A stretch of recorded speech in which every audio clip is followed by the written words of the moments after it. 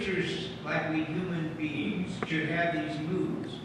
For there were days when they came to the biblical people, the people who walked the paths of the Bible, the songwriters, Job, Jeremiah, Jonah, Moses, Paul, and Peter. Yes, even God's saints had the same problems. And so in the first reading, we meet at least a small part of the story of Elijah.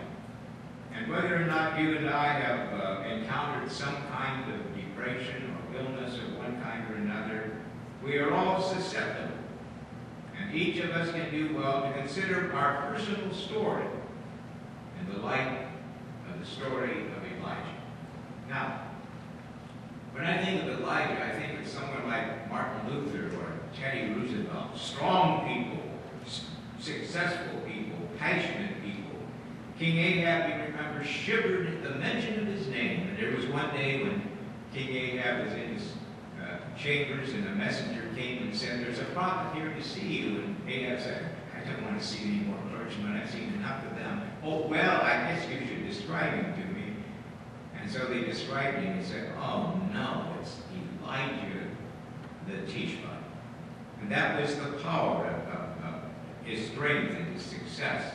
And that led to the time when if you remember that story, Elijah forced a showdown with the political and the religious people of his day through the notorious Queen Jezebel. She was quite a character. And the climax had been a miraculous episode of God's presence and power working through Elijah. Jezebel, with all of her totem poles and pagan priests in the name of Baal, had shown up as foolish and powerful. And it wasn't a bad week's work for the prophet. He should have gone to the Cayman Islands for a vacation or something, but instead, he becomes depressed. And I always thought that depression came after you've gone through a very difficult time. But a psychologist told me, no, it can happen after a victory too. And that's what happened to Elijah. And the hero, this stalwart man of God, the one who created fear in the heart of King Ahab, Elijah became panic-stricken, anxious, depressed, and he ran away mumbling, "I've had it. I've had enough." Have you known such times as that, or similar times? A mountaintop experience, an emotional peak followed by dry times, valleys of ordinary days endlessly endured. Perhaps it was something spiteful someone said or did, or maybe it's a multiplicity of illnesses that you have endured, or a major disappointment, and you mumbled, "Oh no, I've had it."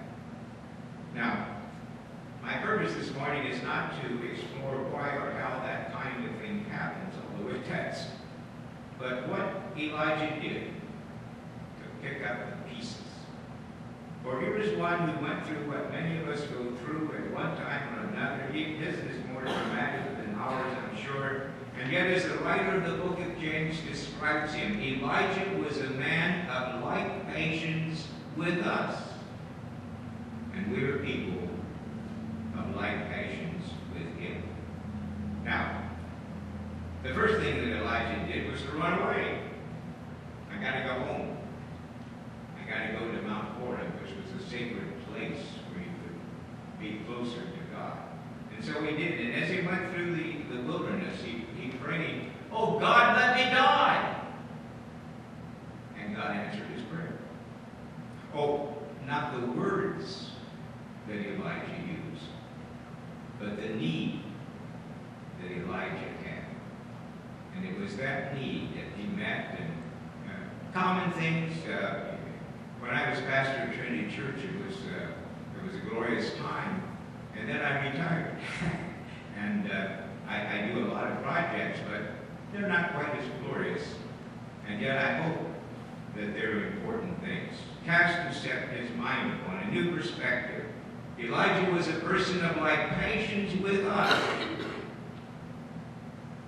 And then the writer of James goes on to say, and he prayed. This stalwart man of God who could do anything, pray. And God didn't give Elijah what he requested, but what he needed.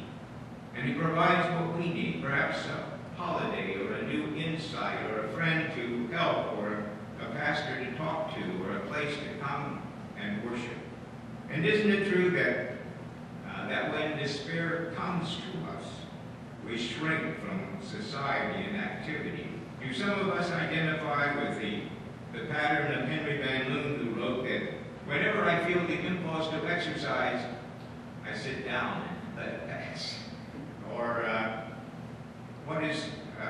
I'm thinking of the great psychologist, Dr. William James, who wrote The Varieties of Religious Experience and many other kinds of things. But what is not generally known about Dr. James is that at 28 years of age, he suffered an almost complete breakdown, and filled with doubts and afraid of life, he was afraid that he might end up in a horrible mess. And so he dreaded to be alone. And I'm quoting now, I was seized, he writes, with a kind of despondency so deep that if I had not turned to prayer and Scripture, to such helpful thoughts as, the eternal God is my refuge, come unto me, all ye that labor and are heavy laden, I should have lost my mind. So, we begin to pray in our own words, whatever they are. Dear Lord, will you please handle these visitors until I become strong enough?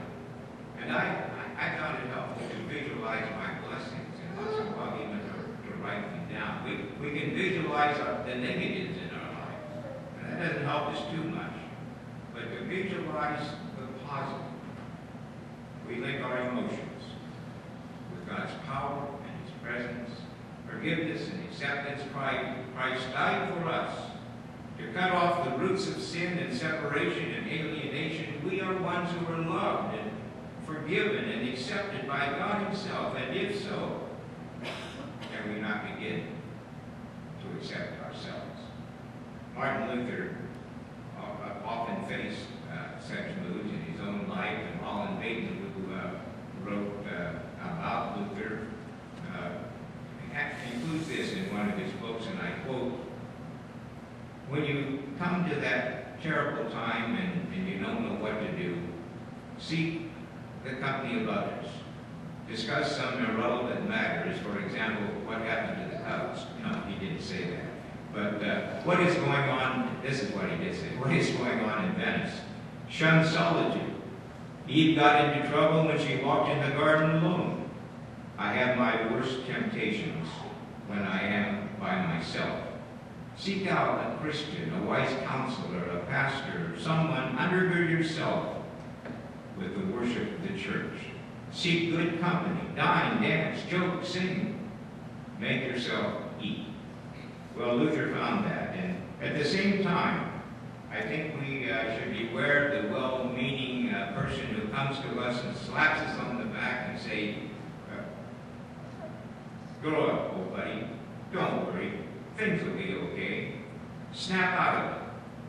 Such words are usually obnoxious when someone says to them. I remember standing in a casket in a funeral home and with a grieving woman, and someone came up and hit her on the back and said, it's all going to be over pretty soon. You'll be okay. And you kind of want it, well, you shouldn't hit her in the mouth, but anyway, just have her go away.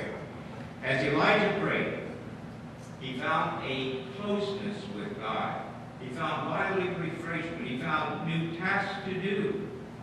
And admittedly, the tasks were not as exciting as the earlier ones, as I mentioned before, but they were significant nonetheless. And he anointed Hazael, the king of Syria. He anointed Jehu, the king of Israel. He anointed Elisha as his successor. Elijah was a person of like patience with us. And he prayed. And that's one reason I treasure this scripture. It's reading I can understand. Here are words to give me hope that God will meet me where I am. He will feed me with His physical and spiritual